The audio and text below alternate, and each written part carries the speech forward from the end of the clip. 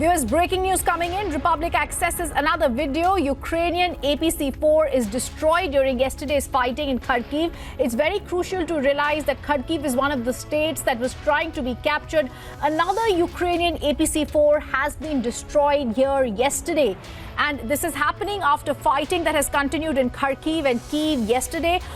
On day 5 of the invasion by Russia, we're seeing Ukrainian APC-4 destroyed. I also want to go across and I'm going to make you hear the actual sounds of this thing, because we can hear people very distraught at the APC-4 that has been destroyed.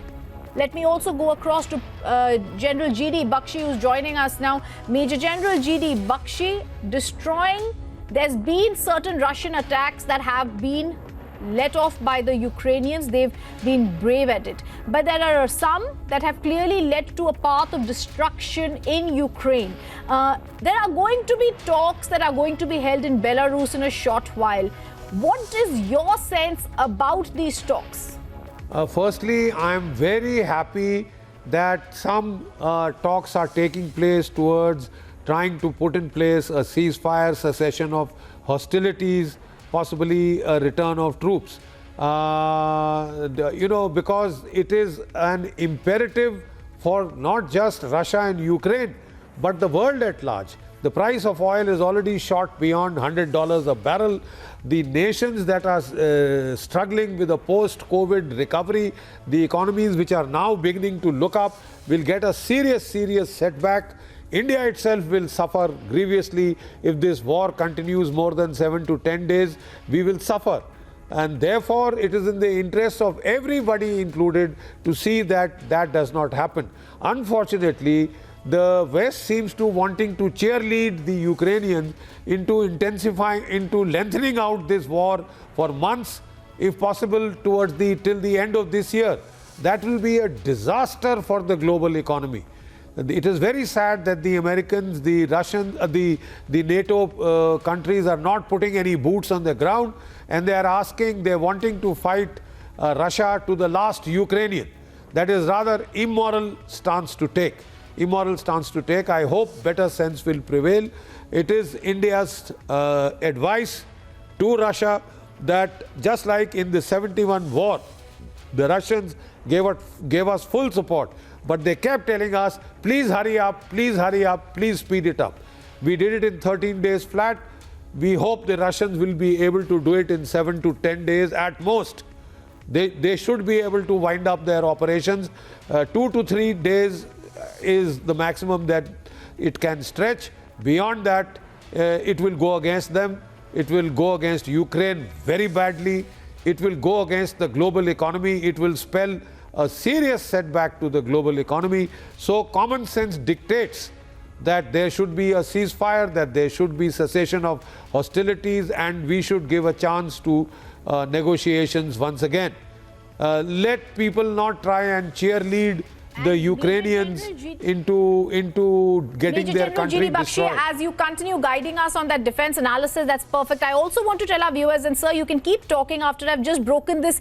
Viewers, we can see on our screen the talks are about to start, and this is the particular place where they are going to be held.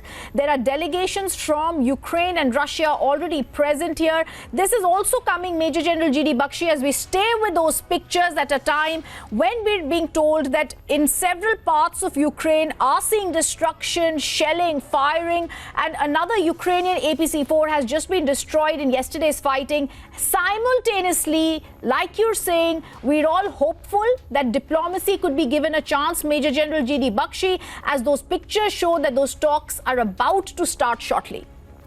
Yes, that's right. After much wrangling over where these talks would be held, it was finally decided it should be held on the Belarus-Ukrainian border, and that's where you find all these arrangements have been made. They were to start, as I was told, at 2:30 in the afternoon. It's already a little late beyond that, but looks like that they are about to commence. And what the Ukrainians had spelt out their position, initial position, they are going to be represented by their foreign minister. The culture minister, we were told yesterday, of the Russians would be heading these talks of the two delegations. We hope they come to a modus vivendi. We hope sense prevails and peace prevails, because nobody wants needless, uncalled for bloodshed and destruction.